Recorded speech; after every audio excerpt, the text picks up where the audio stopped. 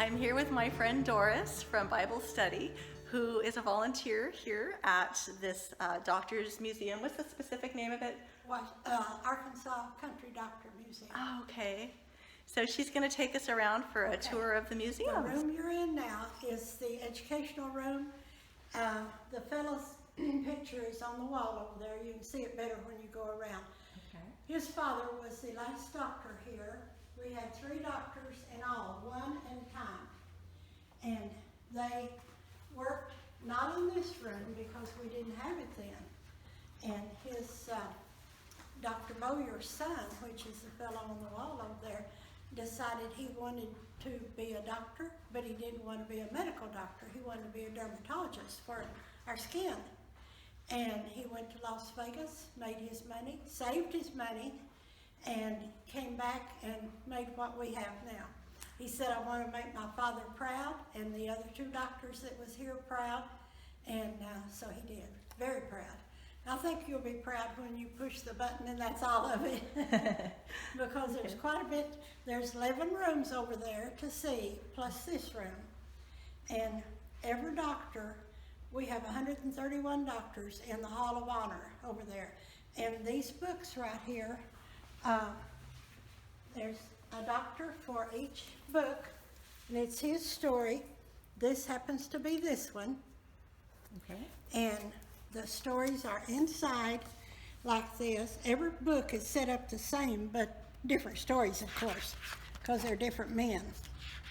And we put in here, we go on the internet, we talk to people, we travel some to see, you know, where the doctors are. There's the doctor and his first baby.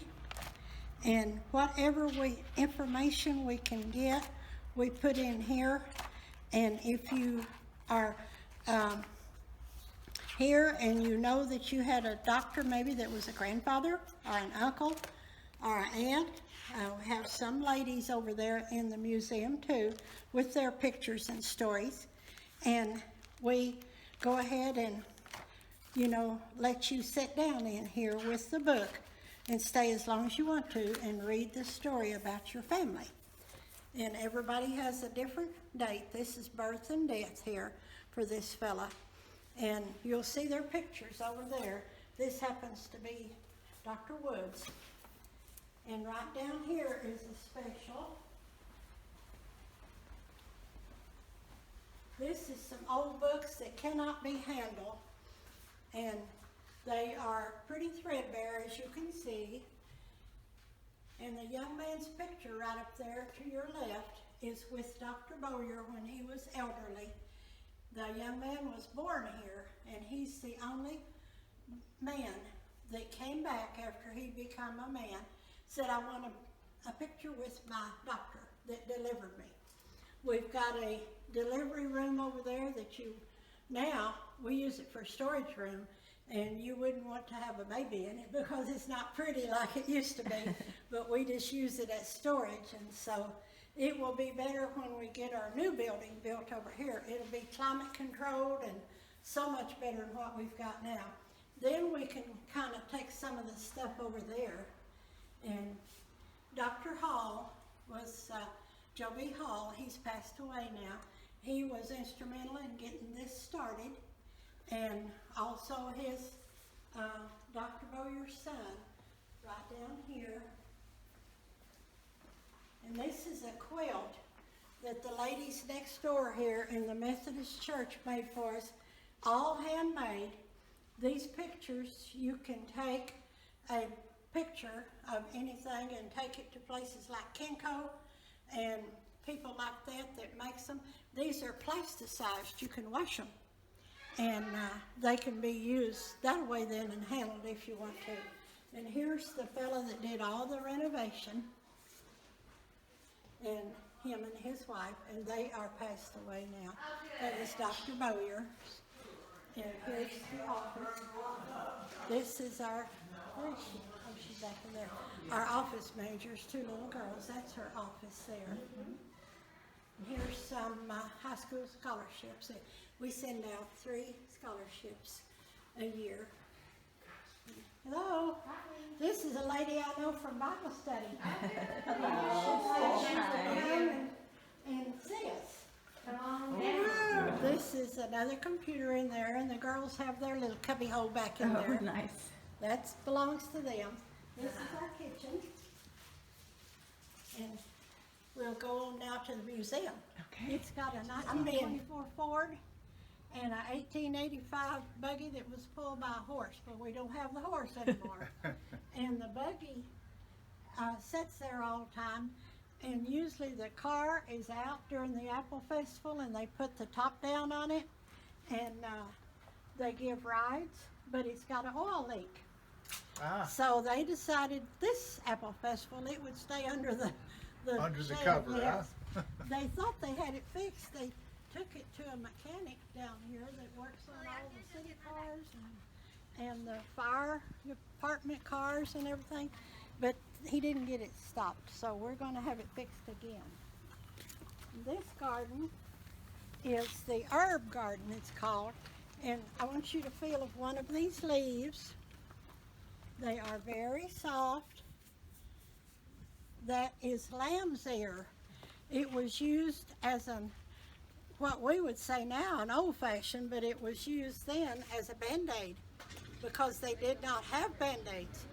And they pulled off a leaf, put it on your sore, wherever it was, and then put tape on it. That was your Band-Aid. And we have chives and different, that's to put in your dressing net over there when you make dressing for Thanksgiving and Christmas. This is 2 kinds of chives and mint. There's some more lamb's ear, and every one of them on that big sign up there is named what we have there, and some that we don't have that has died. But anyway, the doctors did all of their medicine by these things. You didn't have Walmart to go to and get your pills and liquids, so they had to crush them up, and we've got the crushing instruments in here in this last room. And we've got a great big one. We call it for our horse pills. We don't have a horse, but anyway. This starts the museum. This is the living area. Go ahead. It was a home and a clinic and a hospital, they called it. And when Dr. Harold Bowyer redid all of this, they did this wallpaper was, because we fried everything then, it was spotted with the grease. So they took this wallpaper off and the one in the dining room off. So this is new to the period of the house. Not new to now, but period of the house. Mrs. Ruby, her name, Dr. Bowyer's second wife, was named Ruby, and she loved roosters. You see the roosters. And she had a love of cats, and she had 18 cats. They were in a building back here in the backyard. The carriage house was not there then. And so every morning she would go out. They were different names. She knew each cat separate, like you know your children. And she'd bring that cat in, whether it was male or female, and it was king or queen for the day in here. And the patients loved it. Dr. Bowyer loved it, and Miss Ruby loved it. She would take it back to the cat house in the back, and next morning get another cat. And she went through the whole 18. She was not partial to one. And anyway, she was a cat lover, and he was a dog lover. I can show you his puppy's picture back there. This is their refrigerator. We use it if we have extra stuff. It still works. It's nice and cold.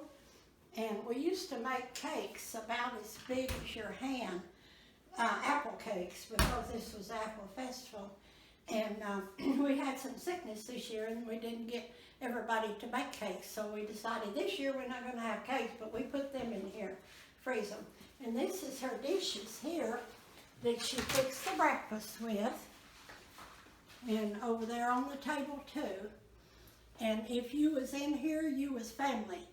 If you was able to come to the table here for breakfast, but if not, Miss Ruby would make it, whatever you wanted, and bring it to your bed or your chair. And if you was able to come for supper, Well, they ate in the dining room, their supper in there in the dining room. This was breakfast and lunch table here. And if y'all will sign the book, you don't have to donate, this is all free. Sign your book, and if you want to get a newsletter, put your address, mailing address right here with your name and address there, and you will get a mail out then of what's going on here. And that's pretty interesting too. So anyway, thank you, sir. You don't have to do that. No, that's fine. This is the dining room. It was repapered also in period paper. And Miss Ruby loved plates, and she couldn't go anywhere. She had to help the doctor here because it was just him by himself and her. She was not a nurse, but she learned enough to be a nurse. She just didn't have the credentials to be a nurse, but she was a very sweet lady. Everybody loved Miss Ruby. And the people that went places, they would send plates back or bring them back when they come home. And she's got the biggest salt and pepper shaker collection this side of the Mississippi, right inside the hallway here. We'll see it. Here's our plants. We like to keep fresh plants in here, and we just watered them not too long ago. And this was hers. Do you know by any chance what that is? That looks like a little dustpan. It is. It was put at the table, and if there were crumbs, it was in here instead of on the floor, and then dumped in the trash. I need Some- one of those. Yeah. Some little ornate and boys pretty. say, "Oh, that's a hairbrush. I can use that." Well, it's not very stiff. It wouldn't Right, work for right. them. This was some of her potpourri there, and you can take a picture now of her. She's a very sweet lady. You never seen her out anywhere but what she had her hat on and her pearls. And she was a real good Christian. They walked across the yard here to the Methodist church. They didn't have to drive at all. And it's telling about her salt and pepper shakers. We have some of the plates down here that we don't have room to put up. That's keepsakes like these. She's got several from different places. And if we put another row here, the kids could reach it and they would break them. Some of the kids would. All kids don't do that, but some. But there's the keepsakes, and they ate out of these on Sunday. She fixed a real good Sunday meal, even though she would be over there in church. She fixed ahead and fixed her meal, and you could eat right here with the family. So now, let's go to see the bathroom and the hallway. You'll sure want to take a picture of them. Oh my goodness. Take a picture of each one. In each one of these rooms, you'll see a note of what it is and about it. Now, these are pairs. They are not just one. Hello, come right in. You will not. He said his father-in-law is Dr. Baggett. Oh, okay. We Well, got some Dr. I don't know, Baggett things. you were probably around, remember Judy? yes, I do. Yeah, you do. Well, good. I went to Dr. Baggett when I married a Prairie Grove guy, and so we lived over there a while. And it was the 1950s bathroom, and that stove that's sitting in the wall is obsolete and out of date, and it's illegal. And we had a bathroom just like this green, and I changed it to blue just as soon as I could. And my guy that was taking my stuff out, he said, "You can't have your stove put back in." I said, "Why?" And he said, "The fire is in the wall and it's illegal." I said, "Well, that's funny. It sure kept us warm for several years. I'm sorry." He said, "You're going to have to get you another stove." But that was the law, and he didn't want to break the law. And I wouldn't have him to break the law. So This is their bedroom. from the 30s to the 80s, they practiced here. Excuse me? No problem. Oh, that's a backpack. Go ahead. Oh, thank you. Go right ahead. This is their bedroom. He told everybody, if you come up here and need to have a delivery delivery of a baby, a shot, a pill, or anything, come to the front door and knock on the glass. I sleep right there, and I will wake up and take care of you. If you need to stay, I have a room for you. This is her gowns, Miss Ruby's gowns. We have no idea what this is for, because there was no alcohol used or, snuff or anything like that, but she carried something in it anyway. Here's another gown, and it's missing its ribbon. Long time ago, the ribbon was gone. And this is interesting. It's got her name on it. It says Ruby, and there was a tree fell back here in the backyard. And one of the sons, Dr. Boyer had 2 sons, and one of them come in and said, "Dad, may I make Ruby a jewelry box out of that tree limb that's down?" And he said, "Sure." So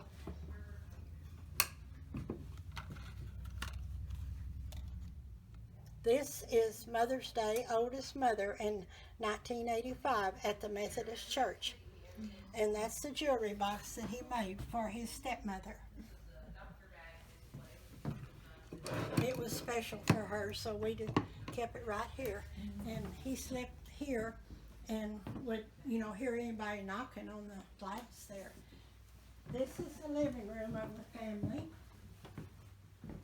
That's an old camera over there if you want the picture of it. And this radio was donated to us. We have 2 radios like this. It's standing, big radios. This is a Immigrants Box is what it's called. When they come over from the family come over from, they were in Europe in the 1700s, and they needed to bring just what they could put in this box. No boxes, no carry-on bags, no nothing like you would have now. And so everything that they owned went in here. If you want to take a picture right quick, I'll hold this. We use it now for storage, but this went with everybody that come across from Europe. Whether you was rich or poor or what, you had one box. The men could have their billfolds, the women could have their purses, but no bags. This was donated to us by a lady, Anna Cheatham here. It was in her barn. The lady that gave it to her, they just put it in the barn right quick, and they called our office manager and asked, "Do you want a dulcimer?" And she said, "Sure, we do not have one." This one is hammered, and it's very unusual to still have the original book that come with the dulcimer and be able to take care of it and read it and follow the directions for the songs and everything.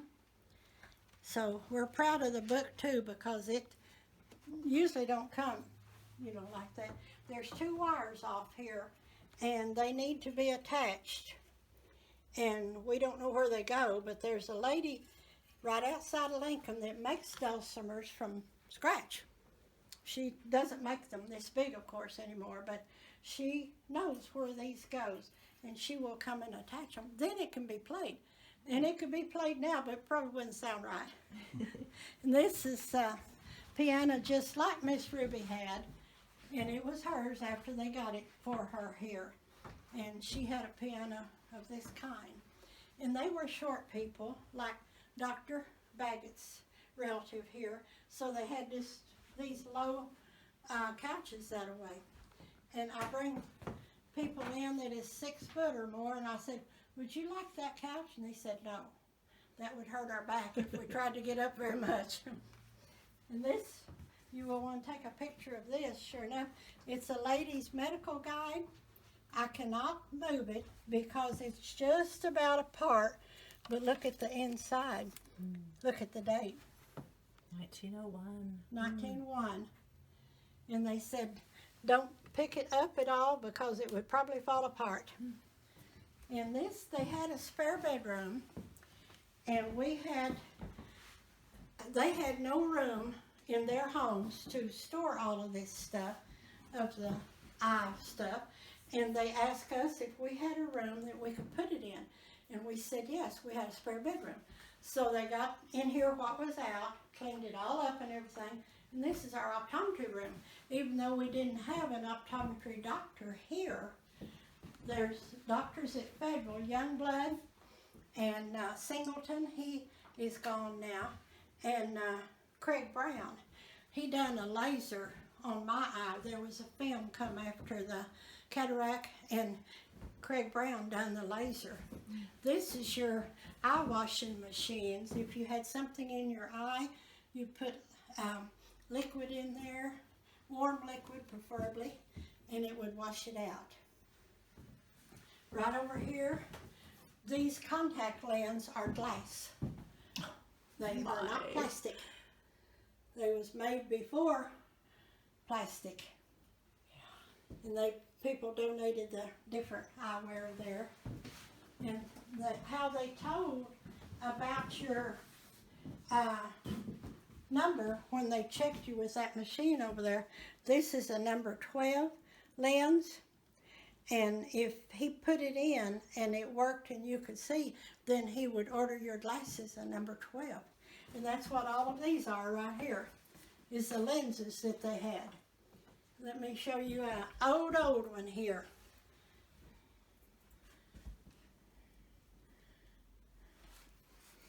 It has a wire on one side and one lens is broken.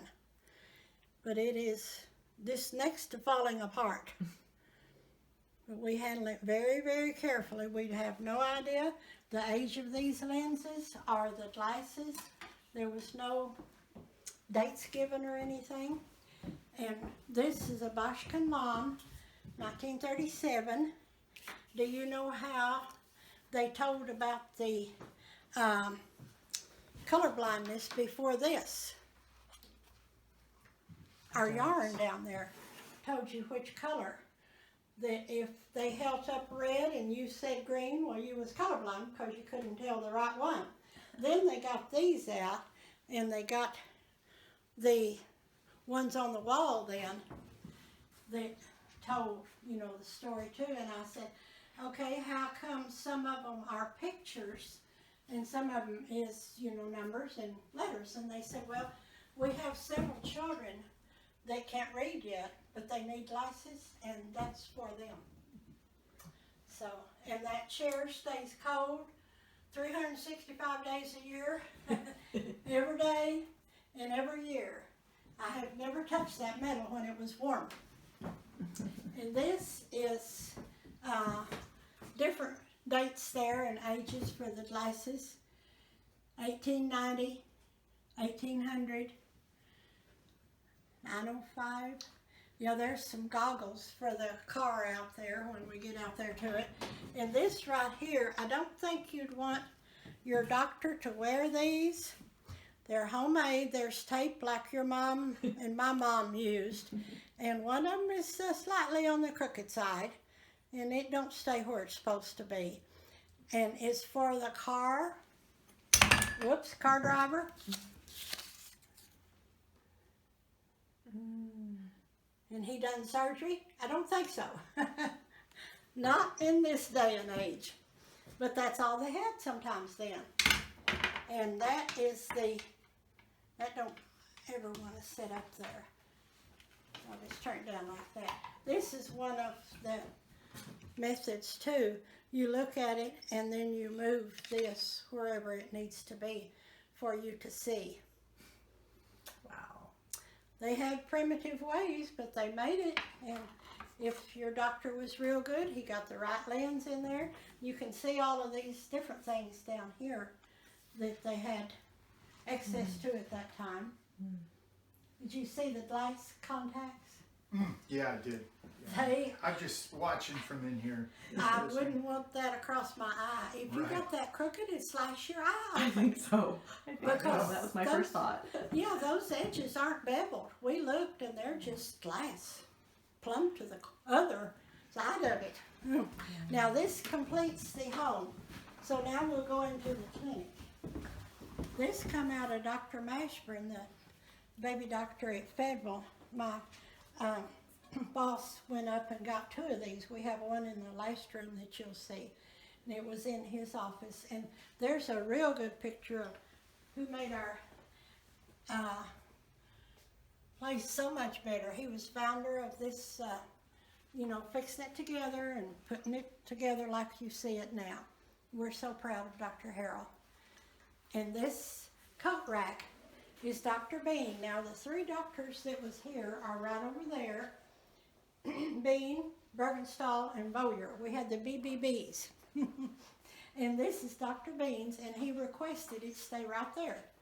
And they told him, we will make sure every manager here knows that. And right over here by where you're standing is James Monroe Boone. He was the real coonskin caps guy, great-great-nephew. And that is his home up there to your right.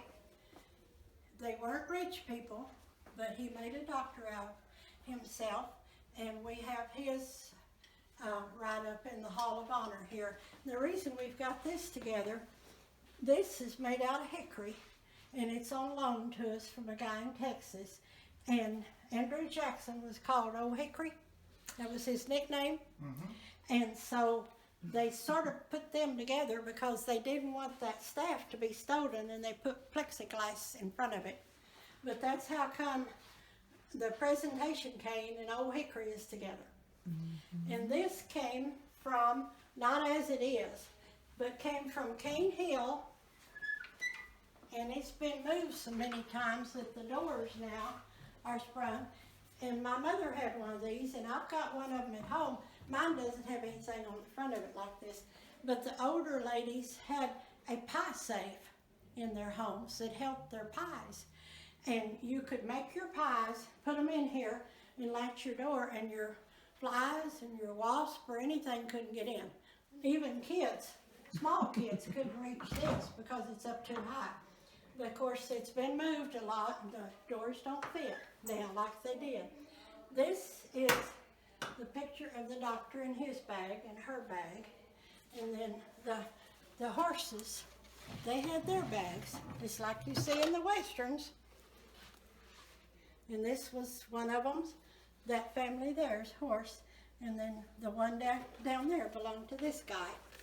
And we were so glad to get this cabinet from Cane Hill. You can take a picture of the one up there. They did not need it, and boy did we. We had these bags sitting everywhere. We couldn't put a picture in them because we put them down, the children, would bother the pictures. My husband's uncle and aunt, he was a blacksmith at Prairie Grove, and they commissioned him to come over here and make a duplicate of our buggy. And he did. He come and did the all the measuring and everything of our buggy and scaled it down to size. That's why their picture's here. He's not a doctor. He's the only one that's in here that isn't. And then this was Mashburn that had the picture over there. And this one is Lash. The lady over there is Miss Lash, and this was her husband right here. That was his bag. We didn't have any on the bottom because it's kind of hard to see. But anyway, we're really proud of that. And it's lighted. I'm going to turn it off and show you the difference. No difference. You just can't see it good at all. And so they brought it over here. Sharon and I cleaned it up. Now right here you can take pictures because it gives lots of dates and stuff. This is Dr. Bean that owned the hall tree there. And this guy has an interesting story. This is the second doctor that was here. I think he bought it out when Dr. Bean wanted to move, and his name was Carl Bergenstall. He was over there as a guard to a czar in Russia, and he felt it getting a little hot under the collar, and he said, I want to be a doctor. I've got to put myself through. I'm going to the United States, go to school, save my money first, go to school, and I will become a doctor. And he did. There's the young picture of him, I call, and then a young, not so young. But anyway, he stowed out. You've heard of people stowing out in the belly of a ship? Well, he did. He stayed in the belly of a ship. Nobody knew he was there but God and him. He got what food he could, which wasn't much, but he lived. Somehow or another, he made it. And he come to wherever the boat docked at, and he got out and he went to work. He saved all of his money that he could, put it back. He said, I'm going to be a doctor if that's the last thing I do. And so he did. He went through school, and he was here for at least a year with us. And then Dr. Bowyer came, and he stayed the longest. And this will be the stories there that you can read about them. This is going to enter our Hall of Honor. Now here's the names of all the doctors that we have entered. Still some spaces to go. And you'll need to take a picture of this book here and the prices. It's just amazing what they did charge then and what they charge now. You'll have to come back and bring a guest with you next time. Bring. This is the doctor's office. She forgot to turn the light on here. Each doctor had his office in here when he was here. And we didn't have but one doctor at a time here. And there's a story about this puppy. He liked her cats and dogs too. And so he found out that if he had a white coat on, the kids was afraid of him and they'd cry. And so Dr. Bowyer started leaving his coat off, but hanging up where he could see it. And so he decided one day, with the real dog that's in the last room here, he would take a picture of him checking his heart. And he said that one picture done more than I could have talked forever. Because if my puppy would let me check him, well, you won't hurt my child. And so that's what they told the kids, you know, and it was right. So we've got a better picture of a Topsy back there. This scale still works. I brought a young man through here one time about 2 years ago, and he said, may I step on the scale? And I said, sure. And he did, and it was the right one on his scale at home. I said, that's good. Now this is a birthing room I said you wouldn't want to see, because we have no other place to put this stuff right now. And so we have to put it in here, but it will be gone when we get our new building. You want to step in there and look? Be careful of the step there. It goes down. Oh, yeah. You wouldn't want to have a baby in there, I don't think. But it was better than that then, I grant you. I know Dr. Bowyer, it wouldn't be like that. Now we're going into the clinic part and the hospital part. Some of them call it a clinic, some of them a hospital. This, we've got lots of pictures on all the walls. This is the families of doctors that have followed in someone's footsteps. This over there is the healthcare workers, and the nurses tell us, I brought nurses through here, and they say, without these kind of people, we couldn't do our job. They help us with everything. And the lady here, you'll see her, Peggy McCormick. She took bulbar polio. That is the polio from the neck down, you're paralyzed. You can't move arms or anything, but from the neck up, you're okay. And she was a painter, and we have bigger pictures back there of her, but she was in the Iron Lung 31 years.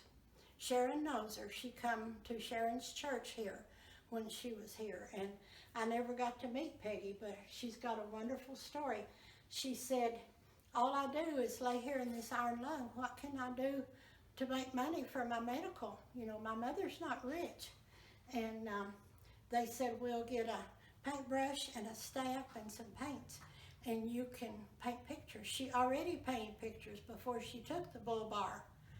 And so they said, but she said, I can't use my hands. And they said, put the staff under your tongue and move your tongue. And you will see the pictures back there that she painted moving her tongue. It is amazing what she can do. And she was born in 1936 and died in 83. She died of a broken heart because her mother died of old age before her. And there was a cousin come to take care of her. They didn't leave her alone. She could be out of the iron lung 2 hours a day. She could go to the doctor, or the doctor could come to her house, and she could go to church, but she couldn't be gone very long. She had to wear a portable oxygen because she couldn't breathe without it. His son just retired from our clinic down here. So he's retired man now. And this is the iron line that you will see. The pictures are better here, and you can maybe take a picture of them if that light's not on them.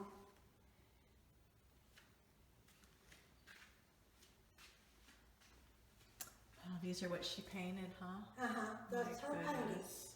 Before and after she was sick with bulbar.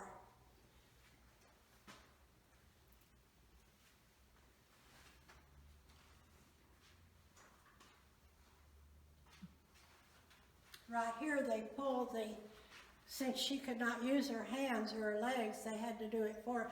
They pull that out of her mouth to show, but this is what her oxygen comes through. And there's a hose that goes up. Let me put this on over here.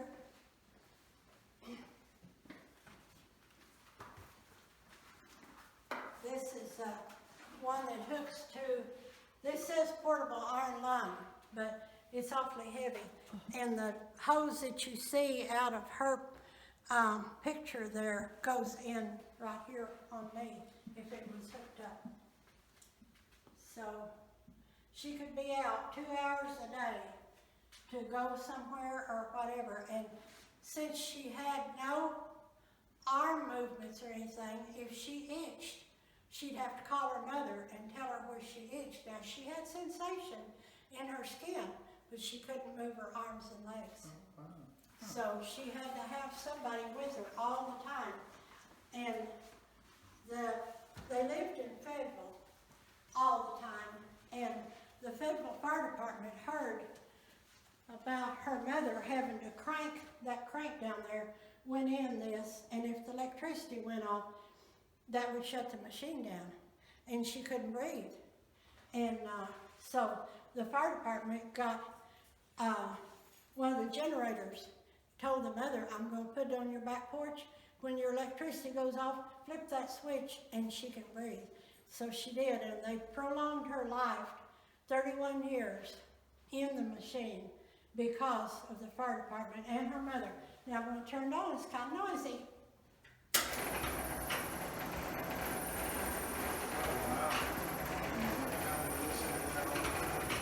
Yeah.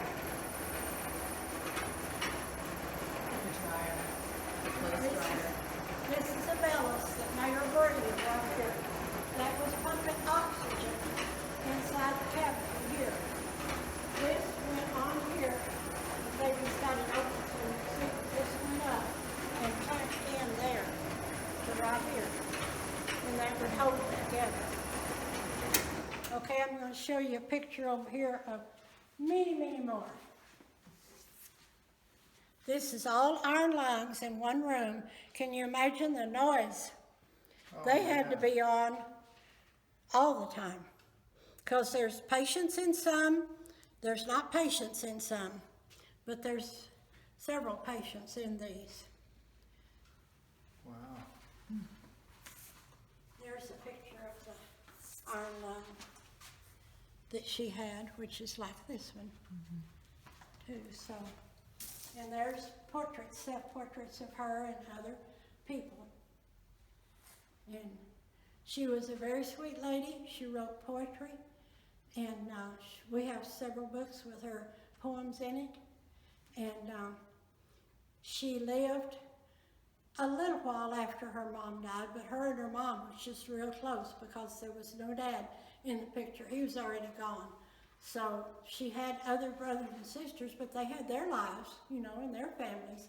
So her and mom was just very close. And they told after she died that she died of a broken heart because her mom was no longer there. Even though her cousin was good to her and took care of her with room to get around from each bed. Here's one of the trays. There's the cup that they drank out of, stainless steel cup with a lid. This is a glass straw, which you don't see very many glass straws anymore. You want to feel the weight of the tray. It is kind of Oh heavy. my, yes, very Yeah. much so. And full of food, it would sure be heavy. So, here's the bell that told Miss Ruby, I need you. This is a slide projector that projects on the ceiling. It does not have a top in it. And there's the slides, some of them that goes in it, and here's the cabinet that they stay in. Okay, now we go across the hall and into the men's room, and then we can do these. And when I bring the little boys through here, they see their urinals here, and they said, oh, I can drink out of that, that's got a handle. We say, no, not hardly. We get donations of all kinds. Some of them are granite, and they're cold as all get out. Some of them are metal, and this, whatever kind they had. And Dr. Mock now was over at Prairie Grove with the gentleman that was here. Dr. Baggett was his, Dr. Mock was his uncle, and this is his radio that he, courtesy of Steve Pinkerton. 1920s radio on loan, so it's not ours either. Anyway, they had what they had, and they were so glad they had it. That is a drainage pump to get the phlegm out of the lungs, and so, and that they had this standing over here, and it was kind of the way, so they moved it over there out of the way. And this is, let's see his name. What does it say? Webb. Yeah, I thought it said Webb. I wasn't sure. Wanted to make sure it was. And all of his stuff is still in there. We left it just like it is, like he had it when he was having his office. And this chair was donated to us. Sharon, my partner in work here, knew the lady, and her picture's down there by the Bible. That was Dr. Mock's Bible. And she made that throw just for us to put on this chair. And that's the pictures and the stories of all that we've been able to get is from those names that they've done research on. We have books on some of them they didn't have books. And that's the college that they had the breakfast in not too long ago. And Sharon, my partner, and I went down there and ate breakfast. They have a good country breakfast every year. And it's a fundraiser for the college.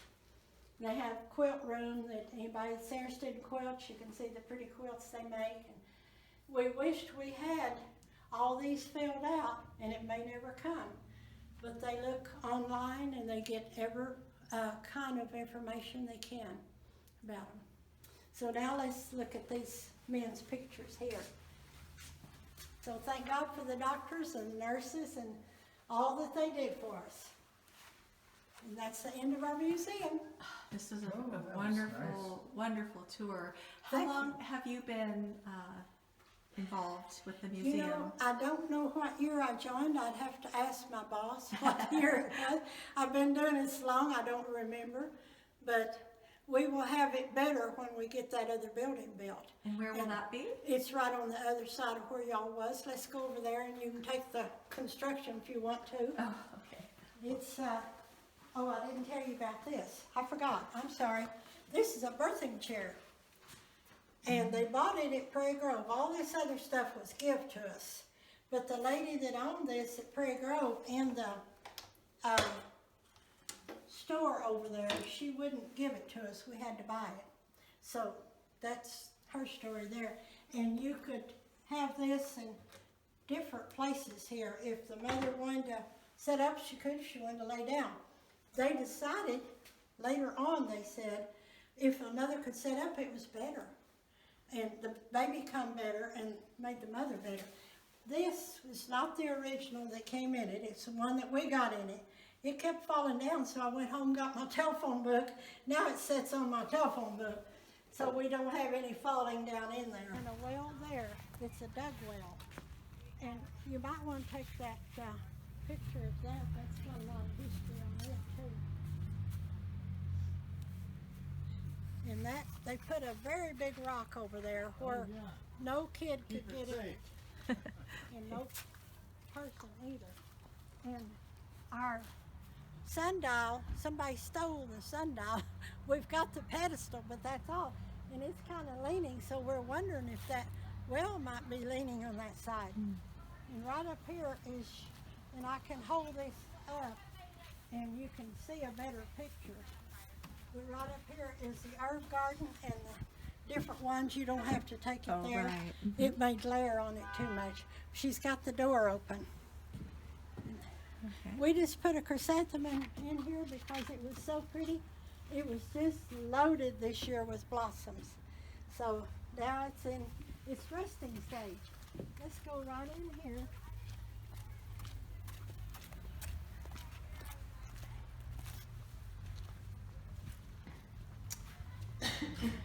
If this didn't have an oil leak, it would be out carrying people all up and down the road or wherever they wanted to go. It's a 1924 Ford, and that one is a 1886 Buggy. And it is from Walnut Grove, Missouri. Dr. Perry had this. I want to show you the whip. And look at the time that it took someone to braid that. Even down to the end and tie a knot in it. Wow. It's not heavy. Not heavy at all. Oh, yeah, no, not at all. Very, very easy. very light. You know, And right down here is place for their feet, and here was the brake. Here, get this in here again. Okay, get up there. We keep this hooked up in there. This door here does not open. That one over there does. It's made welded together. And I'll show you your automatic windshield wiper. Right here, you did this while you was driving. Of course, it goes better, you know, loosened up, it goes better. But we have some guys here that said, we don't have to crank the car. I can put a button in there. So now we start it with a button like some of the newer cars are now. My niece has one. She just pushes a button and the car starts. Don't have to have a key, and there's the crank for the car as the doctors used it. Let's go around there if you want to look at it better. They're leaving this open because everyone wants to see the motor. How uncomplicated it is. Most people would like to work on one like that. And you can see where we've got an oil leak down there, and they put it in the garage, and he got it fixed. He kept it for several days to see if it's going to leak, and it didn't. Brought it up here, and now it's leaking again. So that's the reason it's not out and running. It runs every Apple Festival. They take people, they put the top up, and they drive it around the square, and people can ride in it. And they're just so proud of our car. We are every once in a while we will, you know, take a cloth and wipe it off. Even if the doors aren't tight in here, and so dust comes in, and it would show on the black. But did you get a picture of the sign? Okay. And it comes out right back there because that's where your big door is. You lift that up and they back it out, and then they just pull it in. And they started the other day, and it run a little bit, and then it quit. And here's where the doctor bags went, in the rumble seat, where the mother-in-law is supposed to go.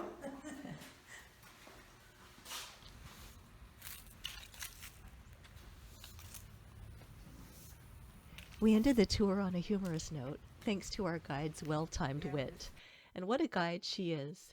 Can you believe our tour was just over an hour long and she didn't stop to take a breath or review her notes?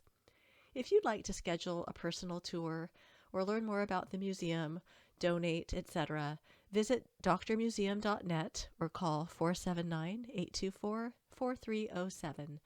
Their hours are Wednesday through Saturday from 1 to 4.